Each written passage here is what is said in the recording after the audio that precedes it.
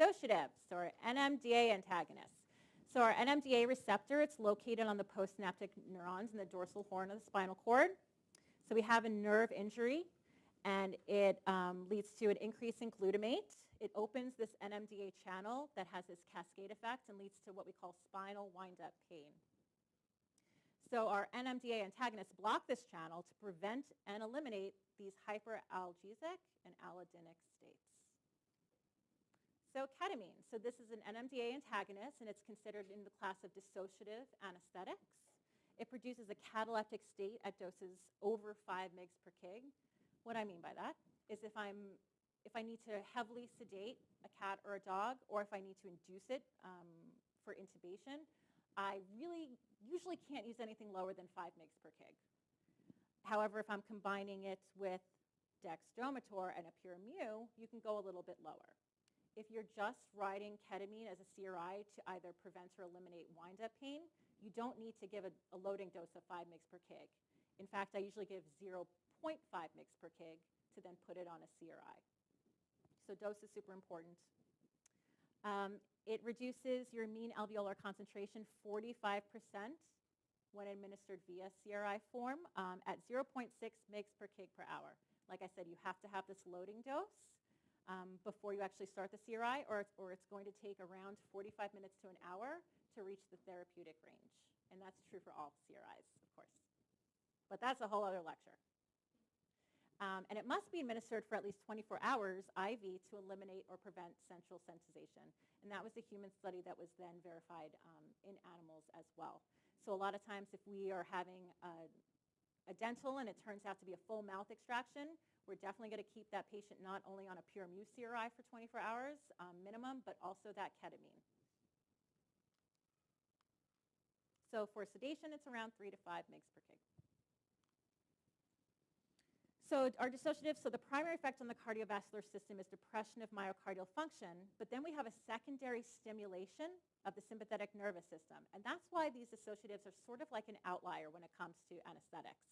So we have minimal, if any, respiratory depression associated with dissociatives.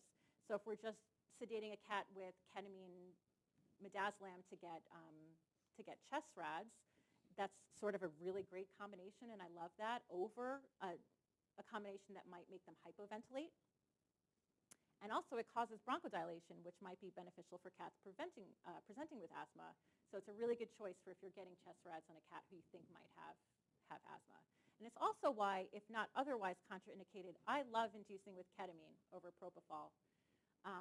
All animals are going to behave differently because of their pharmacodynamics, but overall, ketamine can really support heart rate and cardiac output when you do them for anesthesia. So a lot of times I'll see a more on the normal side of blood pressure when I do them rather than giving propofol, etomidate, or alfaxalone. Again, that's still a whole other lecture. All right, so our cardiovascular effects. So we have increased sympathetic tone, increases in heart rate, blood pressure, and cardiac output. However, it can lead to tachyarrhythmias, so patient selection is key. We can't just give it willy-nilly. Respiratory effects, we have something called apneistic breathing. These are rapid breaths followed by an inspiratory pause, and that's normal for ketamine. That's okay. And in our central nervous system, we have increased cerebral oxygen demand, and it does actually increase ICP in animals. So we have to make sure that our patient can handle that if we're administering ketamine. So we need to be cautioned in cats with depleted catecholamine stores, like severe trauma, any type of shock. I'm going to be very careful with ketamine. If it's severe trauma and shock, and it has polytrauma case, I'll sort of take that on a case-by-case basis, like what's going to outweigh the risks. Like, should I load ketamine? And if I do, I'll do a very low loading dose and a very low dose CRI and watch that patient. It is contraindicated for glaucoma patients because of the increase in IOP. Cats with HCM cannot receive ketamine. They super cannot receive ketamine. You can roll the dice, but in my years, this is where I've seen a lot of adverse effects happen, is cats with suspect or diagnosed HCM receiving ketamine. Severe tachycardia, patients who are hyperthyroid or thyroid storming, and patients with very severe renal disease. So our considerations. So ventilation, if we see that apneistic breathing, we know that's okay. Increased heart rate should be normal, but depending on the dose and the patient, it could depress their system enough that it can actually just make their heart rate stay the same or potentially be even a little lower. Like I said, increase or decrease cardiac output because of that. We want to lube their eyes as often as possible. And recovery, so they can be, like we said, it's a dissociative anesthetic, so they can potentially have a rough recovery. It's not necessarily as smooth as sedating something with dextromethorphan and only partially reversing it, so some of it is still on board. When that ketamine wears off, if you combined it with a very low dose of midazolam and it's already out of its system, it can start having those signs of myoclonus or just anxiety and dysphoria. So you want to be careful with these animals when they're recovering from ketamine. Trazodone. So our indications are anxiety, so separation, noise, phobia, veterinary visits, basically everything we talked about in that first lecture. If they are confined and freaking out because of that, and as an adjunct to some other behavioral meds. So trazodone is an atypical antidepressant used to treat anxiety by acting as a serotonin antagonist and reuptake inhibitor.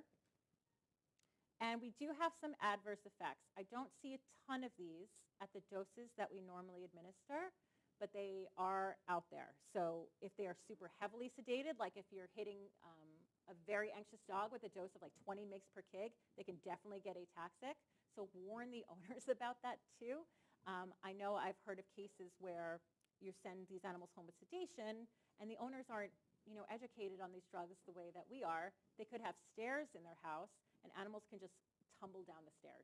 So it's always good to warn the owners when you're sending them home with these types of sedatives to see how they react. Keep them in a room first to see how sedate they're actually going to get. You could really be preventing an injury there. They can get some vomiting and diarrhea. Some animals just get agitated from it. Like we said, that was that paradoxical excitation response we talked about midazolam. It can happen with trazodone as well. They can get tachycardic and have some behavioral disinhibition. And a lot of this is dose and patient dependent, so you just sort of have to start low and just wean up and just see how the animal responds. So the doses. So the recommended starting dose in plums is 3 to 7 mg per kg, once a day or twice a day. I have also found doses as needed for sedation for 10 to 19 mg per kg, at least 2 hours before an event. But like I said, this can be pretty risky to give an animal who's never received trazodone this 20 mg per kg. Some animals will really respond unfavorably to it. Some animals, it will be like nothing ever happened, and you can actually give them 40 mg per kg. So these behavioral drugs, you really need to look at the patient and see how they're responding. It should be given on an empty stomach for complete absorption. They should be tapered off, right? You shouldn't, if an animal is on trazodone for a long period of time, it's like a person stopping an antidepressant immediately. They're going to have physiological effects and withdrawal symptoms. Same with gabapentin. When writing prescriptions for these medications, never mistake trazodone for tramadol because they look and sound so similar. So you can always do what's called tall man lettering to try to differentiate from them in your wards. So gabapentin. So this is a human anticonvulsant drug. That's what it was first intended for. But it also possesses analgesic and anxiolytic qualities, which is namely why we use it in veterinary medicine. Its mechanism of action, it's increasing central inhibition or reduced synthesis of glutamate, which decreases that calcium influx like we talked about in the video for GABA receptors. And it also inhibits the excitatory neurotransmitters. So all of this leads to sedation.